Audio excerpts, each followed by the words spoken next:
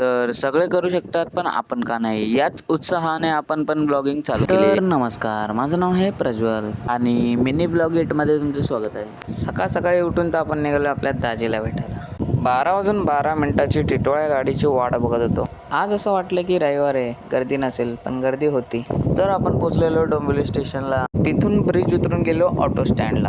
रिक्षा पकडली आणि तिला सोडली पण. रिक्षामध्ये पण पुढे बसून निघालेलो. घरी पोचल्यानंतर थोडा वेळ आराम केला. तर दाजी वगैरेंची गाडी घेऊन आपण निघालो परत घरी, कारण आज येणार होत्या आपल्या बहिणी, ते पण आपल्याला राखी बांधायला. रिक्षात बसल्यावरती पावसाने एक लय झोड घेतली, पार भिजवून टाकला. घरी आल्यावरती तर सगळेजण आलेले. त्यानंतर मी पण एकदम तयारी बियारी करून रेडी झालेलो.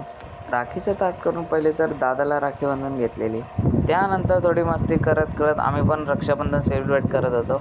तर तुमचा दिवस हा कसा गेला? माझा तर खूप चांगला गेला. तर आजचा ब्लॉग कसा वाटला कमेंटमध्ये सांगून जा. भेटूया एका नवीन ब्लॉगमध्ये. बाय मित्रांनो.